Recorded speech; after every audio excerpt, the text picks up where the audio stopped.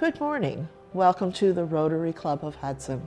My name is Marilyn Orr, President of the club, and we are thrilled to have you join us today. This meeting broadcast is available on HCTV, as well as our Rotary of Hudson YouTube channel and Facebook. Our club meets weekly using this digital platform, Zoom. When we meet in person, it's at Laurel Lake Retirement Community for breakfast. We hope to get back to that soon. We meet most Wednesday mornings from 7:15 to 8:30 a.m. So come out to join us for a meeting. We would love to have you as a guest. To learn more about Rotary, our club, and the impact we are having on our local community and the world, please visit our website, rotaryhudson.org. So enjoy this meeting today and help us share the message that Rotary opens doors of opportunity. Good morning, everyone. Welcome to the Rotary Club of Hudson. I'm Ron Strobel, the Sergeant at Arms. Our invocation this morning is by Jim Ahern. Good morning, everyone. The invocation this morning, as I found, it is a prayer, I guess, but it's certainly a current one. It's called the Mask. Behind the mask is a patient in fear, unsure what will happen after being brought here. Behind the mask is someone special who was born for this moment to take care of you. Behind the mask is someone's son, daughter, guiding you through these uncharted waters. Behind the mask is someone who comes to you in prayer, full of mission and faith, guiding your care. Behind the mask, someone is leading the way, planning and supporting the staff through the day. Behind the mask is someone silently prepares, cleaning rooms, meals, or even meds for your care. Behind the mask, someone who can come where you live, bringing care, meds, or equipment, more passion to give. Behind the mask, there's one ministry for all. No role is too big, no position too small. Behind the mask is our promise to you. We answer the call. That's what we were meant to do. Hopefully soon the mask is just a memory of who we love, who we lost, who we honor, who we respect, and who we are. Amen. Amen. Thank you, Jim. And to lead us in the pledge and the four-way test, Chris Foster. Good morning. Hopefully my mute is off. Can you hear me? Yes. Good. I pledge allegiance to the flag of the United States of America and to the republic for which it stands, one nation, under God, indivisible, with liberty and justice for all. Four-way test. Is it the truth? Is it fair to all concerned? Will it build goodwill and better friendships? Will it be beneficial? Thank you, Chris. And now our president, Marilyn Orr. Good morning, Rotarians and guests. Happy Cinco de Mayo, and a special welcome to Dr. Patricia Getz, who's with us this morning. Welcome. It's great to see you with us. Last week, the Scout Cabin Subcommittee that focuses on fundraising met last Thursday on April 29th. We had an excellent discussion about the scope of the project, the role of the gala, and pulling all interested parties together to cooperate in a major effort to push and create a sustainable future for the building and the property. The next Scout General Meeting is actually scheduled for tomorrow, May 6th at 8 a.m. There are several new Rotarians on the committee, and we have representatives of the Scouts as well as the Hudson Heritage Association working with us on this.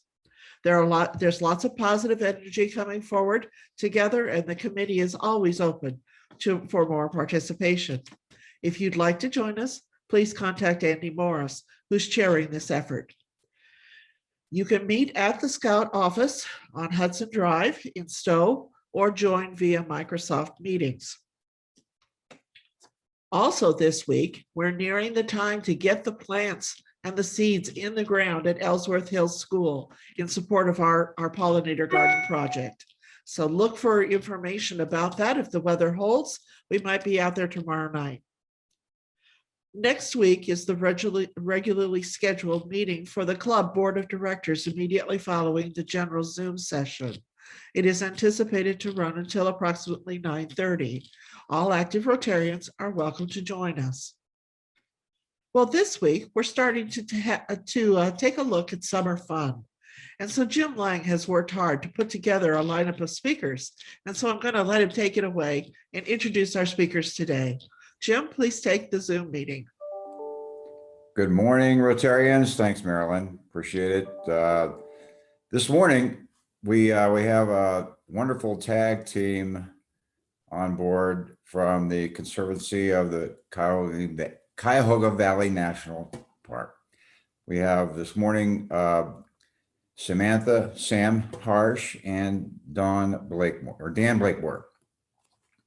Sam is actually the Programs and Development Coordinator at the Conservancy for Cuyahoga Valley National Park. Sam has worked in a variety of park roles for the past 5 years. Her background primarily in environmental education. She held multiple roles with the Conservancy, like the National Park Service as a ranger and the naturalist for Summit Metro Parks. Her favorite job, besides her current job, has been teaching nature photography camps at Grand Canyon. Thus far in her career, Sam's greatest achievement is building the foundation for programming at Summit Lake Nature Center in South Akron. Her current role with the Conservancy is to coordinate member events and programs and maintain member communications, along with growing and stewarding the current member community. Dan is the development director at the Conservancy, and over a 14-year career in nonprofit fundraising, he has worked at the nation's oldest continually operating community music school, a program and training facility for international graduate students, and a historic house museum and botanical garden. At the Conservancy, Dan manages the development team's day-to-day operations and is primarily responsible for corporate partnerships, special events, and planned giving. Outside of his work with the Conservancy, he sits on the board of the Northeast Ohio chapter of the Association of Fundraising Professionals, serves as vice chair of the Orange Community Education and Recreation Commission, and volunteers with CFRE International and the African American Archives Auxiliary of the Western Reserve Historical Society. So welcome our team from the Conservancy this morning. Sam and Dan, take it away. Well, good morning, Rotarians. It's a pleasure to be with you, even if it is virtual.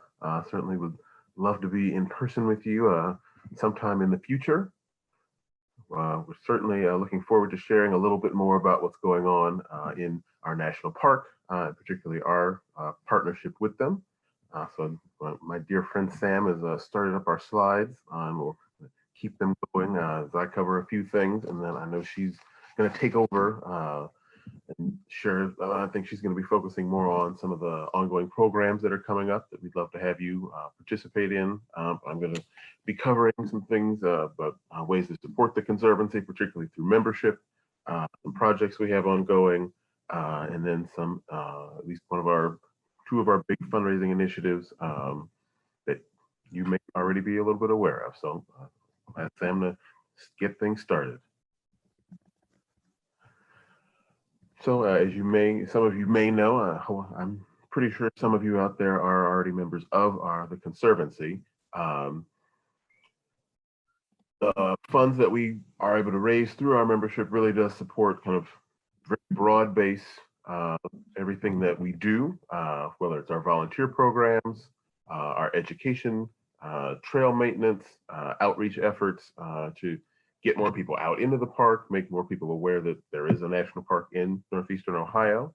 And then some of those benefits include things like discounts at our trail mix retail stores, discounts for events, even exclusive access. Like I know we do have an upcoming preview event for members because our Trail Mix Boston location is actually moving across the street into the old Boston Store Visitor Center. So I know there's a lot of excitement around that. It's coming up at the end of this week. And then they also get updates on things from the Conservancy and the National Park. Like we have an email newsletter that goes out every other week. It's chock full of kind of the ongoing activities. And we're also really working to expand our membership because as you may have heard, in 2020, we were the 7th most visited national park in the country, which was a big jump in rank for us, but also really a reflection of the pandemic.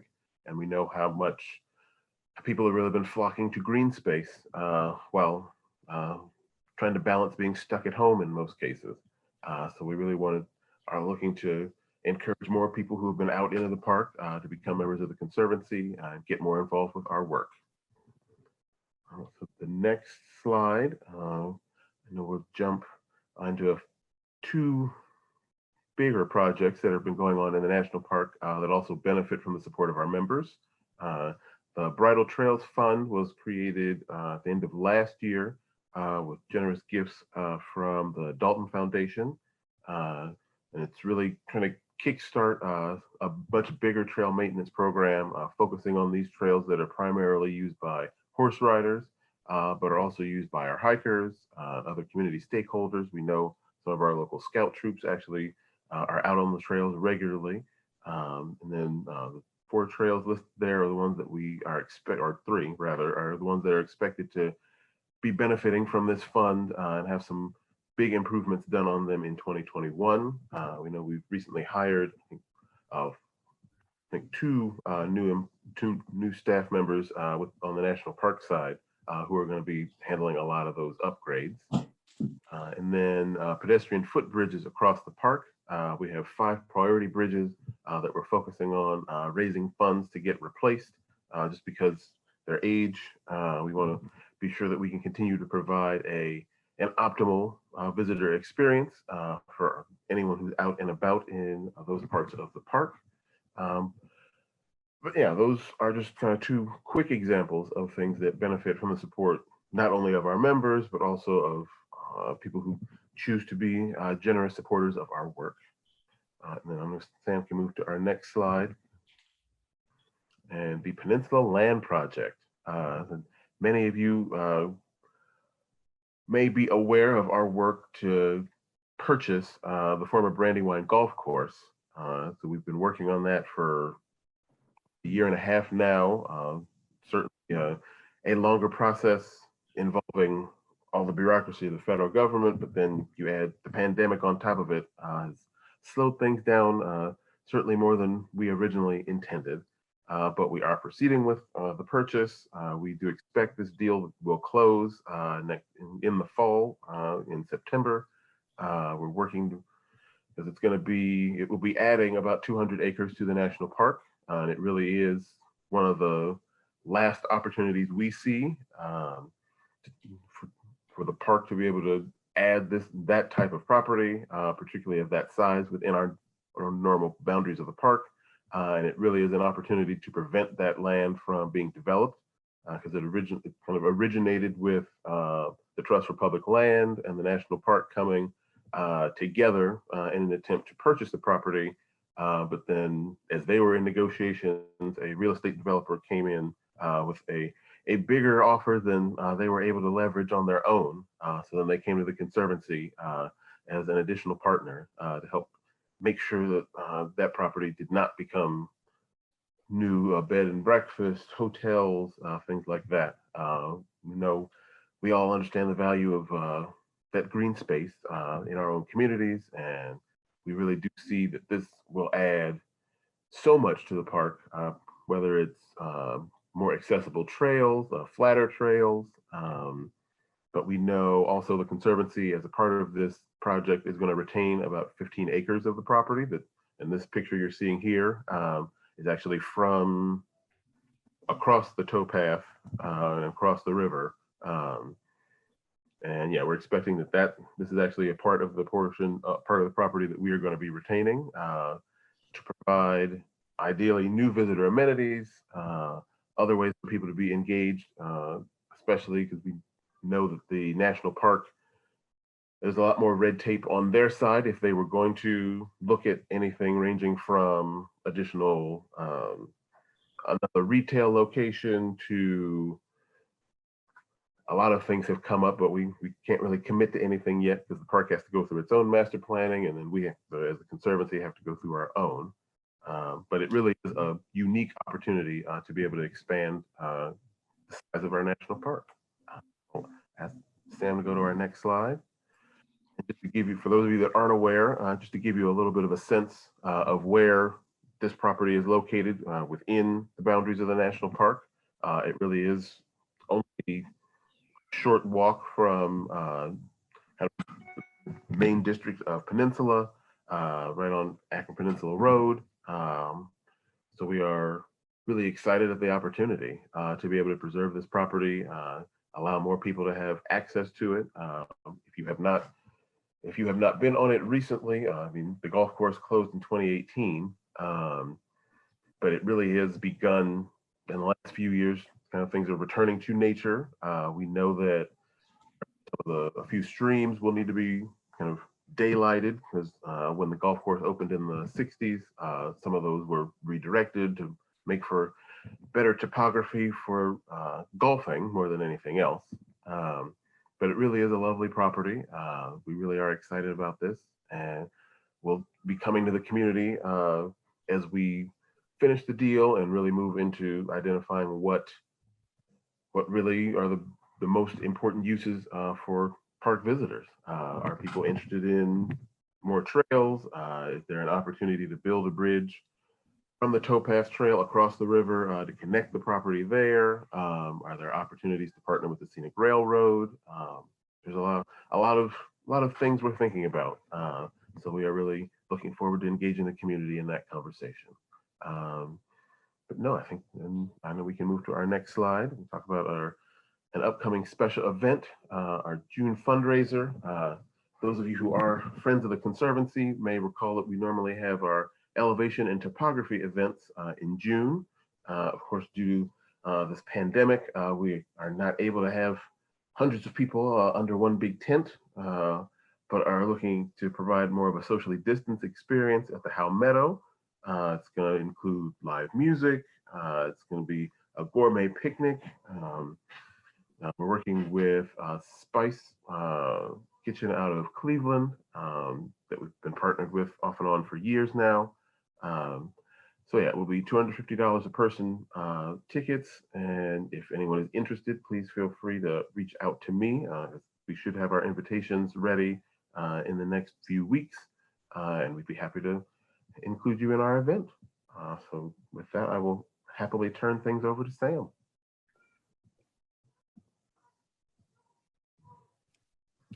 Good morning, everyone. It's so exciting to be here this morning. And I'm going to talk a little bit more about summer programs that are happening this year, a little bit more on the summer fun side that you all are focusing on today. So I'm really happy to mention that this year, with the support of our community and our members, we're able to work in tandem with some community and school partners to help them provide their summer camps this year. So while we're not able to coordinate and host our own summer camp in the national park, we're able to work with the partners that you see here on your screen, including partners like Cleveland Metro Parks, Lake Metro Parks, University Circle, which is a community group up there, and Akron Public Schools, and a few other partners. So it's really great that we're able to kind of start getting back into the swing of things with summer camp this year and working with those partners. Just a couple of ways that you all can connect with us in the park this summer. We'd love for you to join us in some park adventures this season, especially now that the weather is starting to really improve. Like Dan mentioned, a nice member perk that our Conservancy members receive is invitations to exclusive events like what we're having with the Boston Store member preview, which is sold out, which is fantastic. There was a lot of interest with our membership base, but that does open to the public on May 8th, which I think is this Saturday. So keep an eye out for that. The opening of this facility, I think, is going to be really exciting. It's going to be a really nice place along the towpath to spend time with your family and your loved ones, friends. It's going to be a nice place to kind of safely convene and hang out in the park. So I really recommend that you stop by and visit if you get a chance. And the other thing you'll see here in this slide is a picture of our welcome tents in the park from last summer. So this tent that you see in the photo is actually from the ledges. We had a welcome tent there every Saturday, just helping people with directions and answering any questions about the park and, you know, tips on hiking trails and things like that. So we're going to continue to do that this year. So you can actually probably see us out in the park at those welcome tents at several different locations throughout CVNP this summer. Another thing that's new that we're doing this year is kind of a mini program series geared towards families. So if you have kids or grandkids, or you know of anyone that would like to participate in something like this, I highly recommend it. In June, we're going to be doing a series of arts and crafts programs. So you'll see here like a couple pictures of, we're making bird feeders, we're making terrariums, we're tie-dyeing bandanas, some really cool fun stuff for all ages. It will be $10 a participant, and if you're a Conservancy member, it's only going to be $8.50. So again, just a really cool opportunity to do some fun stuff in the park with us. And if you know of anyone who would like to engage in some of those activities, we'd love to have you. In July, we're going to do some mini programs on hiking and fishing in the park. So we're going to have an evening of fishing at Horseshoe Pond, which will be really great. And then we'll also be doing some nature exploration hikes at Oak Hill Trail in July as well. So that will be really fantastic. And then in August, we're doing some ecosystem exploration, talking some more about the habitats that you find in Cuyahoga Valley National Park, some plants and animals that make up those ecosystems and bring it all together, and doing some cool educational activities there. So again, look out for those. I'll send out some information to you all later about how to stay connected to our e-newsletter. This is where you can get access to registering for a lot of these events and just staying updated on new programs as they come up. So I'll make sure you guys get all of that information. But yeah, mini program series new this year. And we really hope that we see some of you there. Another thing that's coming back this year is the summer concert series. So some of you may be familiar with the Music in the Meadow concert series that used to take place. So it's kind of coming back in a little bit of a reinvented way. We're calling it Rhythm on the River this year. So there's going to be one concert a month throughout the summer, and you'll see the dates here on the slide. June 13th, July 18th, and August 15th. The really cool thing about this year is that we're really excited to get some new musicians and artists into the space this year, along with some of our returning folks from those Music in the Meadow concerts. So look forward to that. Those tickets will actually be free. And again, if you are keeping up with our e-newsletter, you can stay updated on that and register as soon as that becomes available. And again, I'll make sure everyone has those resources if you're interested in that. Another new thing that we have going this year is called the 2021 Author Series. So what we're doing is we are partnering with authors that have written books about environmental topics or conservation topics or social justice topics or all of the above. And then we're inviting them to hold a talk or a presentation about their book several times throughout the year. So pretty soon we have Dr. Lanham coming on May 13th, and his book is called The Home Place. Again, this is a fantastic program series. We've had 2 so far, and both of the authors have been great. Again, that ticket price is $10, and it's going to be $8.50 for members. a really cool way to have something to do at home to engage with those environmental topics. And then, you know, join in for a community of learners, learn more from the author about their thoughts and their perspective, and really get that like additional feedback from the book. So again, a really great series. He's coming up soon in May. And then we have J.R. Harris coming later this summer in August. Again, Way Out There, another great book. I've actually started reading this one already, and it's lovely. It's fantastic. And then, yeah, that's all we really have going on. It's a lot. We're trying to do a lot of new things this year. So we hope to see you out in the park, or maybe at some of our programs with your friends or family. But I'm going to unshare my screen right now. And if we have time, I'm sure Dan and I would love to answer any questions that anyone might have about the park or the Conservancy. And we do have time. So let's open it for some questions. I see we had one coming in from Father Joe Boisel. He was asking, where are the concerts going to be located? All in the same place, or are they going to be in different locations? They're all going to be at Howe Meadow again this year, just like the Music in the Meadow was. We are working really hard to socially distance the space. So that will definitely be an element.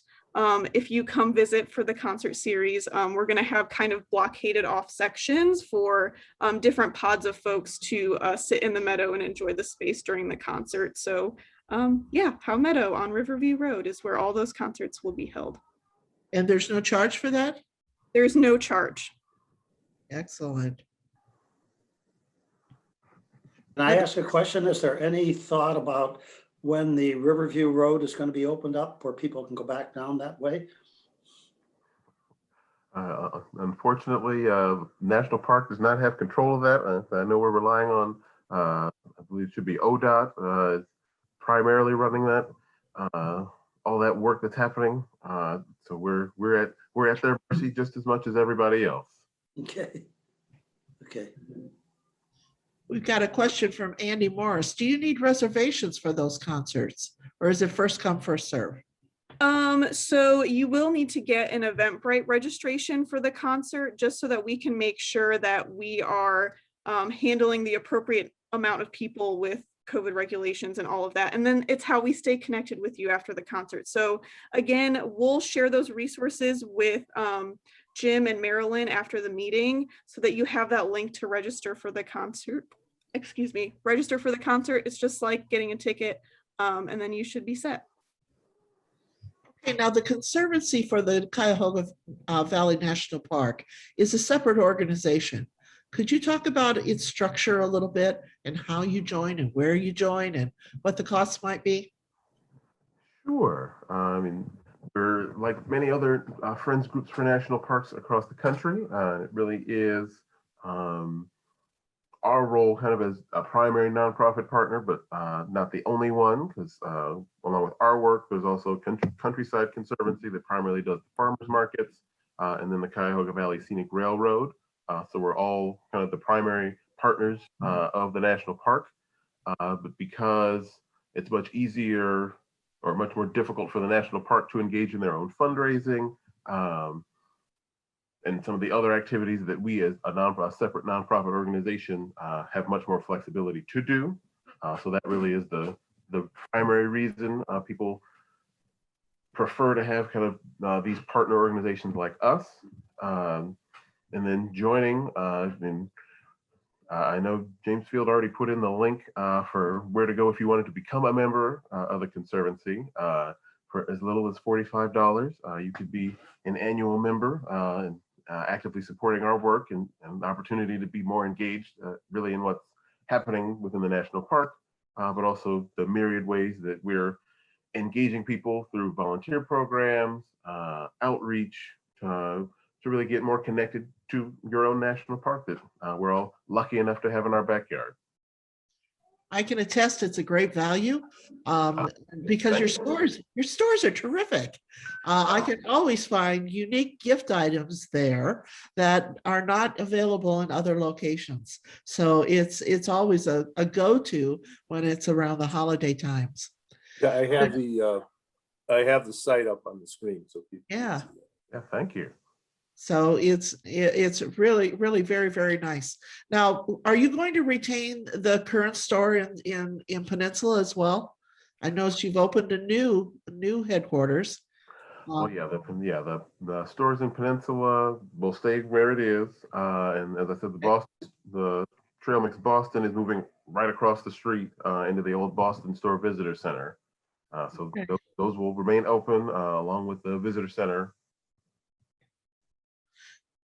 Mimi Becker reported that the restoration of the Peninsula Road washout is on the ODOT budget for this next year.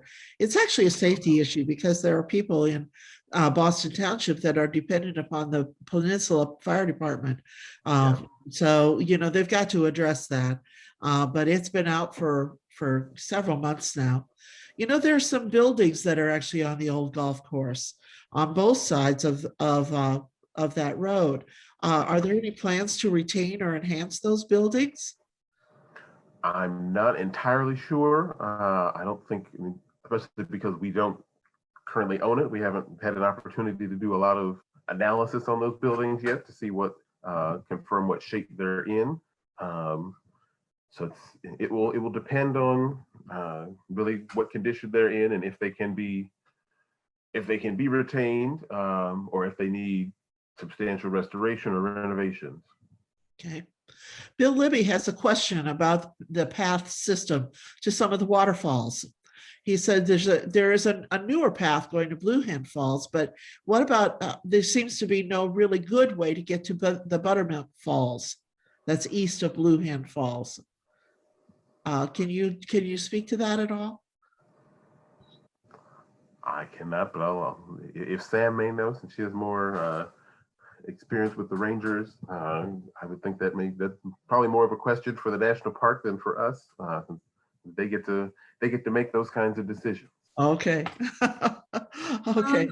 I can say, and I'm going to make kind of a generalized statement because I'm not sure on the specifics. I know that that's been a very high traffic area, especially since last summer with the huge increase in visitors that we've seen. So I know that they're trying to balance some like resource damage with also like creating that additional infrastructure to make it more accessible to visitors. So I do believe they are working on it, that trail area in some capacity this summer. Again, I do not know specifics, but it is something that is on their radar and that we are working on improving. Phil Buto has a question. Have you heard of any new trails planned, and are there any plans for new areas for camping other than the Stanford Hostel area? As far as I know, we have not, at least the park has not told us that they're working on new trails. I think a lot of the work now is really on maintaining the trails we have. Since I think we've got 115 miles of trails, something like that, throughout the national park now. As far as areas to camp, that continues to be an ongoing question. I know it's a question we get a lot, but I think,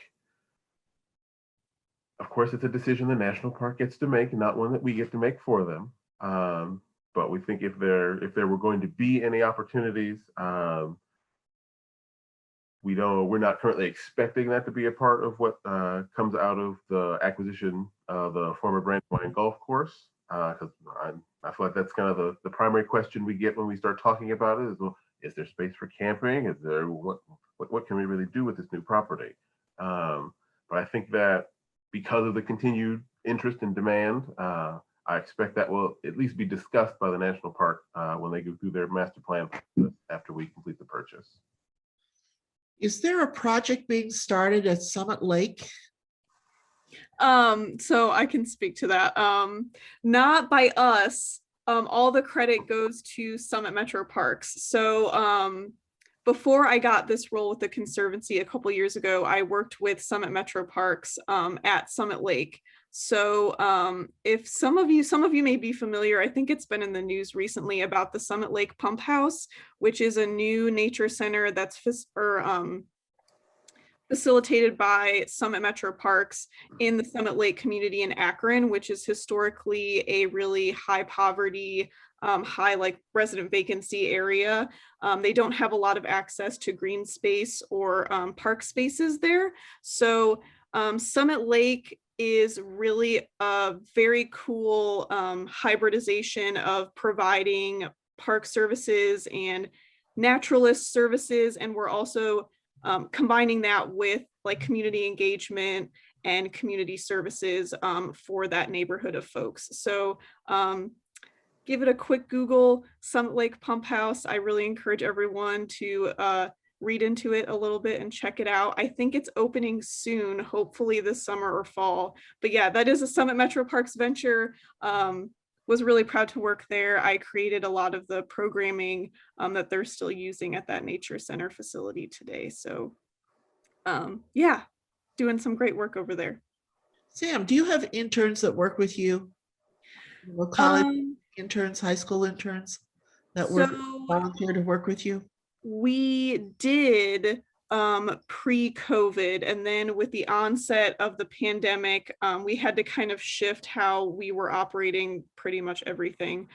So if you do know of any students that are interested in internship opportunities with the Conservancy or the National Park, our volunteer manager, Andrew, is coordinating all of those like internship opportunities. So I'll put his information in the chat if you know of any high school or college students that are looking for an opportunity like that. And I'll also mention that volunteering with the National Park is a great way to get a similar internship experience and get a lot of that like what would be like park work experience for those kinds of students. So yeah, I will put that in the chat. Isn't there also an adult program with the national parks for volunteer rangers or interpreters? Yes, so there is, our volunteer program is very, very broad, which is awesome. Our volunteers get to do a lot of different things.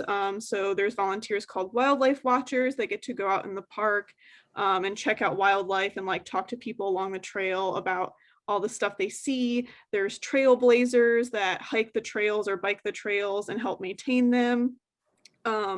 There's volunteers that go horseback riding on our bridle trails and talk to folks. They help in the visitor centers, to your point, Marilyn, like answering people's questions and things like that.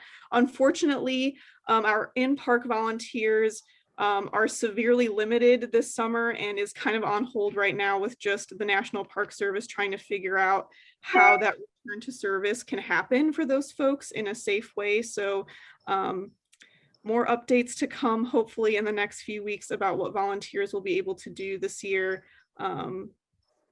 But yes, a lot of different opportunities, hopefully, that will be coming back soon. Who coordinates that? Is that through your organization or is that actually through the national parks? The volunteer office for our park is actually co-operated by the Conservancy and the National Park Service. So it's kind of a joint venture. There are a lot of moving pieces here, aren't there? Yes, there definitely are. Okay, well, for many of us, we've had an exposure to the wonderful concerts at Happy Days Lodge. Do we know when we're anticipating to have some of those come back? Is there anything proposed for the near future? So we are working on rebuilding our cultural arts program, which would include that concert series. I unfortunately don't have anything specific to report right now on the return of some of those programs. It's just a matter of reconfiguring partnerships and, safety policies and things like that. But definitely, as things seem to maybe free up a little bit in the pandemic world, we'll see some updates in that realm. So hopefully stay connected with us and you'll learn more. Okay, what can we do to encourage an increase in the parks budget? That's always a challenge for the park system because there are so many parks that are are out there. Okay, is that budget tied to usage? You know, we're just trying to get an idea of how we can help. Oh, I don't think it's fully focused or I don't think it's specifically tied to visitation. I think, but with the passage of the Great American Outdoors Act is really going to be a great opportunity, particularly for CVNP, because that a lot of the money that is going to be coming through that legislation is going to be targeted for deferred maintenance. And we, along with most of the national parks across the country, just because of there never being enough money to do everything each park would like to do. So there's certainly plenty of deferred maintenance that needs to happen. A lot of it including either rehabbing or taking out of service some buildings across park properties. So a lot of it more maintenance in some of our lesser used facilities. So we know Senator Portman really did lead the charge on that and really has made sure that we continue to benefit from that. Yep. Really are grateful, particularly to him and Senator Brown for helping make that available to us. So there's not, I wouldn't worry right now about trying to increase the park's budget or advocating for that. I think the best use of everyone's effort may be keeping your eyes peeled as there are new opportunities created by the federal government for park funding. But also more locally, join the Conservancy and help us partner with the park to make so many other things happen. Sure. We're going to segue just a little bit back to the author series. Is that a virtual series? Are you zooming those authors in? Correct. So if you register for that event, you'll receive a Zoom invite with your registration. Okay. And those are, there is a fee for that, correct? Yes, it will be $10 per ticket and then $8.50 if you're a member. Excellent. Okay, I've got a question from Bill Libby. What events happen at your headquarters at 1403 West Hines Hill? Bill wasn't even aware that that facility was there. What goes on there? Well, there are numerous things, particularly in the pre-pandemic times, but they're on the campus, along with our administrative building, the Hines Hill Conference Center and the Stone Cottage and the barn are primarily venues for special events that can be rented out, whether it's small meetings, dinners, coffees. There's a lot of flexibility. Even weddings happen in some of those spaces. So yeah, it's primarily an event space, but it's also a part of the national park. You can, from our location, you can really kind of end up right down the hill down at Stanford House and kind of get connected more into the trails that way. But that's mostly what we're doing there. I mean, and probably much more, you'll see much more wildlife in anything than you may normally, since so few of us are going into the office. Yeah, absolutely. The wildlife is really abounding, isn't it? Sam did post up the email address of Andrew O'Leary, who is the volunteer coordinator for internships. So if anyone knows of someone who's interested in that, you might want to make note of that. Also, Mike Swain has got a question that many of his friends and neighbors are sorry to see the demise of the Brandywine Golf Course, especially that little par 3, which was a great place for local kids to learn the game. There are not many of those places remaining. Any chance of retaining that little par 3 course? I am pretty sure the par 3 is going to be part of the property that the Conservancy retains after we complete the purchase. And then when the national park turns around and purchases most of the property from us, I don't know of plans to retain the par 3. I think, the Conservancy, just like the national park, will have to go through kind of our own planning process to determine kind of how we want to activate that space for the community. So I would say stay tuned after September, after the purchase is completed. I'm confident we'll be reaching out to the community for input kind of to get a better idea of what everyone is really interested to see happen in those spaces. It actually is a really cute little par three. A couple of those holes run right along the river across from where the towpath is on the west side. They're on the east side. Very, very picturesque. And it's a great place to introduce a fun play, with younger kids. Easily walkable, and really a very nice little course. Although when you don't do regular maintenance on a golf course, we all know that Mother Nature is quick to reclaim. It certainly has been. So we've been doing some, or at least fall, we were doing some hikes for some of the donors and prospects who've been interested in supporting that and the purchase. And it's been amazing to see. I mean, just in a short number of years since the golf course has been open, that things that particularly people that were regular golfers there that have been out on some of the hikes and like, oh, well, this looks totally different from what it was. Well, when it's manicured, yes. When it's maintained. As a golfer. I was just, Marilyn, I was just going to jump in and share a screen here. If you go on the Conservancy webpage, there is a wealth of information. Just really information about flowers and wildlife. You can see some of the categories. They have recipes. So I just want to urge people, it's not just for, going on to donate or join, but there's actually lots and lots of information, historical information, the history of the area and so forth. So just wanted to share that. Well, we also have a local testimony that the event space at Hines Hills made for a beautiful wedding venue. How about that? Glad to hear that. That's his daughter got married there. So, that's always nice to hear someone local who's had a great experience at putting that together, isn't it? Yeah, that's really awesome. Well, the railroad is back. And it's great to hear that too. I believe that they're scheduling on weekends right now. Do you know anything about when they might be transferring their schedule to something a little more? Do we have any one of our members who might know anything about that?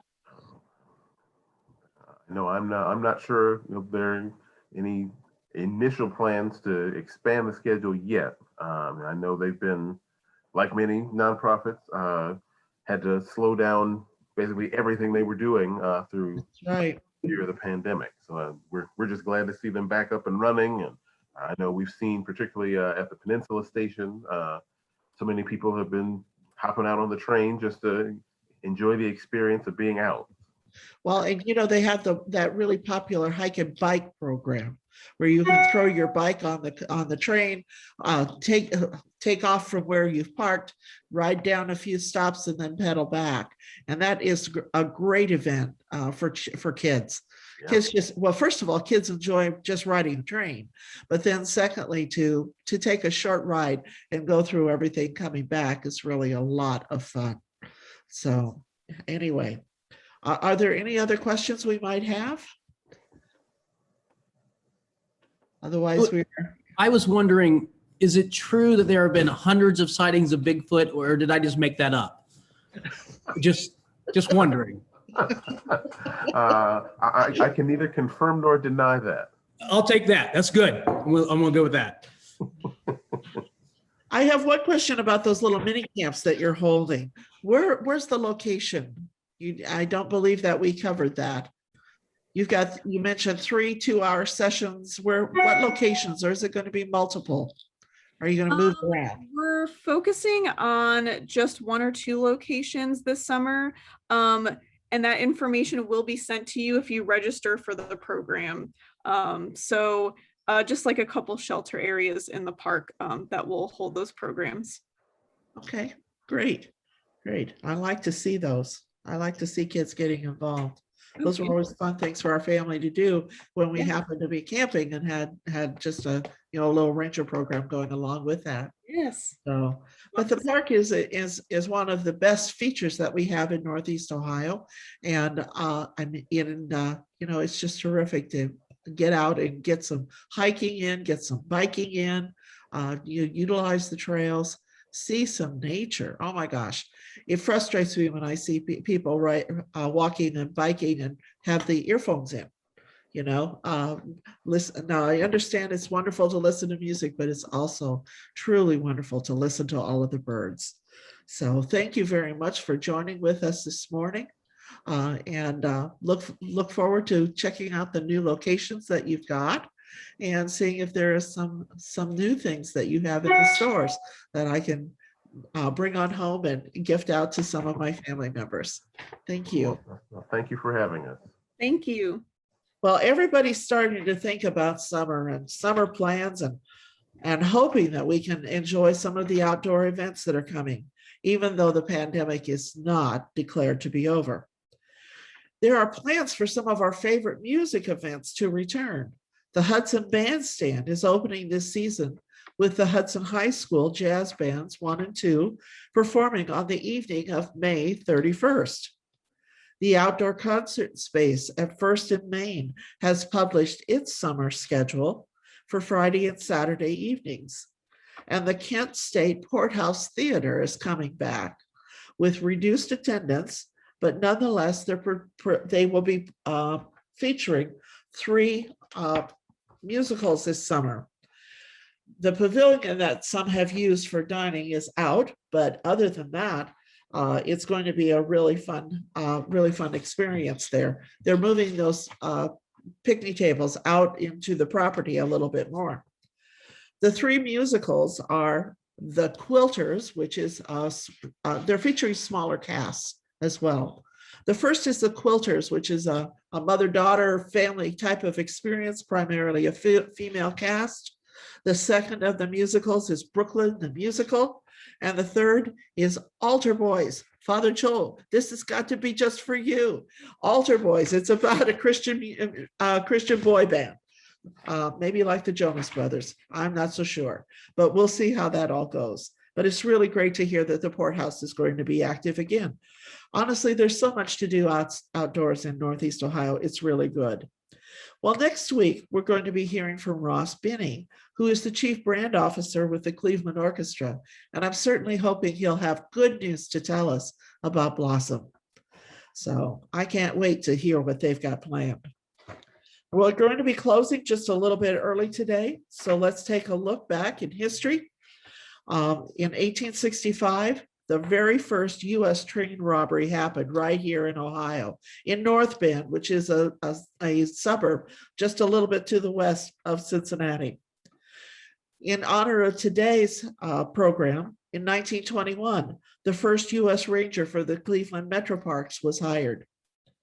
In 1925, a Dayton school teacher, John T. Scopes, was arrested for teaching evolution in Tennessee.